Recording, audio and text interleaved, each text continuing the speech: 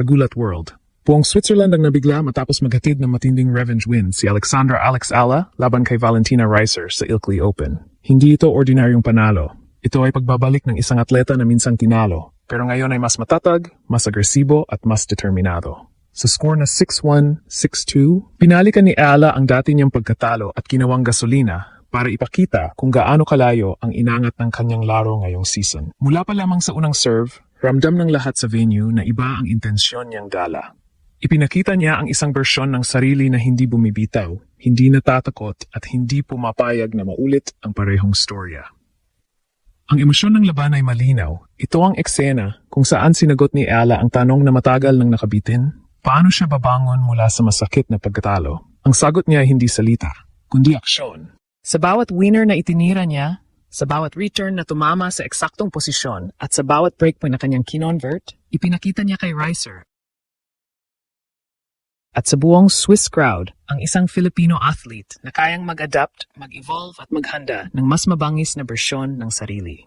Kung noong una ay nahirapan siya sa ritmo ng kalaban, ngayon ay siya ang nagdikta ng bilis, ng anggulo at ng emosyon ng bawat palitan. Para sa mga Pinoy na nanonood mula malayo, ang laban ay naging simbolo ng resiliency. Ang narrative ay malinaw, minsang natalo pero hindi natakot pumalik.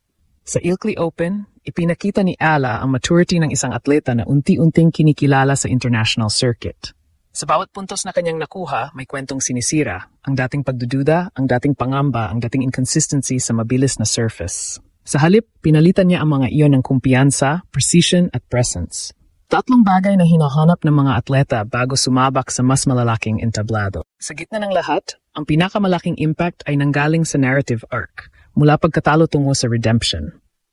Ito ang klaseng storyline na umaakyat sa algorithm, pumupukaw ng emosyon at nagbabalik ng paniniwala ng fans. Dahil sa ganitong performance, muling nabuhay ang tanong na matagal nang sumasabay sa career ni Alex. Kaya na ba niya ang mas mataas na levels, ang mas malalaking tournaments, ang mismong mga Grand Slam stages?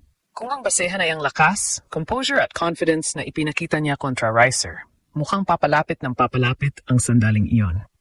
At kung patuloy siyang magpapakita ng ganitong klase na mentality, hindi lang Switzerland ang magugulat, buong mundo na. Buong Switzerland ang tila napahinto nang pumasok sa court si Alexandra Alex Ala. Dala ang isang presensya na hindi na katulad ng dati nilang pagkikita ni Valentina Reiser. Sa Ilkley Open, isang tournament na ginagamit ng maraming atleta bilang paghahanda para sa mas mabibigat na hamon sa grass swing, naging eksena ang muling pagtatapat ng dalawang manlalaro.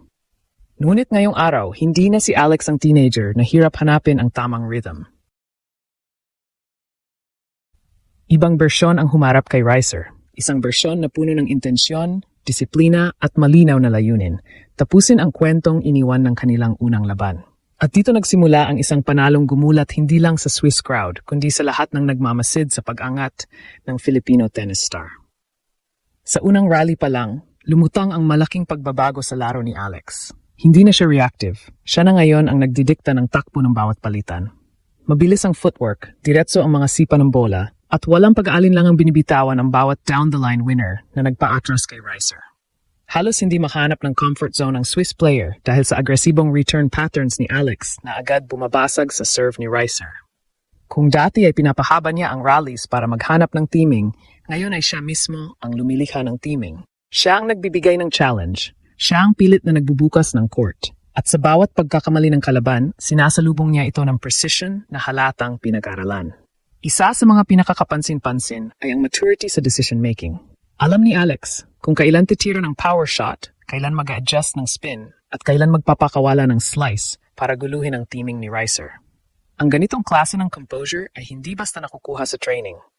Nanggagaling ito sa mga pagkatalong pinag-isipan, dinaanan at ginawang puhunan.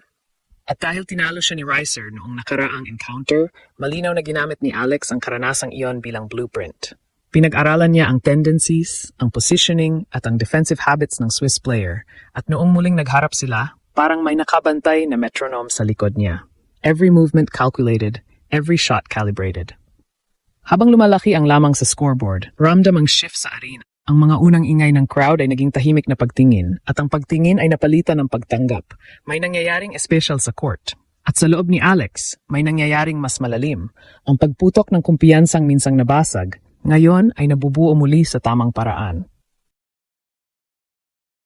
Hindi lang niya tinatapos ang rallies ng mabilis, tinatapos niya ang kwento ng nakaraang pagkatalo. Ang bawat punto ay parang piraso ng redemption. Ang bawat winner ay parang deklarasyon na hindi niya hahayaang manatili siyang bihag ng isang masakit na resulta. Sa dulo ng unang set, 6-1, malinaw na ang direksyon. Hindi ito aksidente, hindi ito swerte. Ito ay intentional dominance. Isang mensahe na si Alexandra Ala sa murang edad niya ay marunong magbalik, marunong bumawi, at marunong bumuo ng panibagong narrative. At yun pa lang ang simula ng kwento. Pagpasok ng second set, mas lalong naging malinaw kung bakit tinawag ng media at fans ang laban na ito bilang revenge win with purpose. Hindi bumagal si Alex Eala, hindi rin siya nag-relax sa malaking lamang. Sa halip, mas naging deliberate ang bawat galaw niya.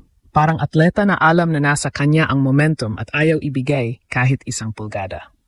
Dito lumabas ang pinakamahalagang bahagi ng kwento. Ang transformation niya mula isang promising player tungo sa isang competitor na kayang mag-control ng buong narrative ng isang match. Kung sa part 1 ay nakita natin ang aggression at confidence, sa second set naman lumitaw ang maturity at mental dominance na nagulat maging ang mga analysts sa venue. Habang sinusubukan ni Valentina Reiser na baguhin ang tempo at pahabayin ang rallies para makabalik, lagi at lagi ring napuputol ang kanyang plano dahil sa pagbabasa ni Alex sa bawat intent ng kalaban. Kapag nag-attempt si Reiser na patamayin sa mas malalim na corner, naka-ready agad si Alex ng cross-court reply. Kapag sinusubukan siyang guluhin sa slice, sagot niya ay maagang pagpasok sa bola. Kapag tinataas ang pace, sinasalubong niya ng mas maagang racket preparation. Hindi na lang ito tungkol sa lakas. Ito'y tungkol sa anticipation. Ito'y tungkol sa pagiging isang step ahead sa lahat ng gustong baguhin ng kalaban. Sa bawat punto ng set, kitang-kita ang dalawang magkaibang storyline. Isang Swiss player na naghahanap ng paraan para makabalik at isang Filipina na nagpasya ng isara ang pintuan. At dahil revenge match ito, ramdam sa bawat kilos ni Alex na hindi siya pumayag na maging close ang laban. Ang 6-2 scoreline ng second set ay hindi aksidente. Ito ay deliberate decision na huwag bigyan si Reiser ng kahit anong psychological opening. Ang bawat breakpoint conversion ay parang inuulit-ulit na pahayag. Hindi na ito katulad ng dati. Hindi na ako yung player na natalo mo noon. Dito rin pumasok ang emotional charge ng laban. Sa tuwing nag-explode ang crowd sa isang malinis na down-the-line winner, may halong pagkagulat at paghanga. Sa bawat fist pump ni Alex pagkatapos ng successful rally, may bigat na hindi pangkaraniwan para sa isang regular WTA 125 match. Ito'y kwento ng redemption na binuo sa execution, hindi sa salita. Ito'y kwento ng batang atleta na ginagamit ang bawat sakit, bawat pagkatalo, bilang gasolina para maging mas kumpleto at mas handa sa susunod na hakbang.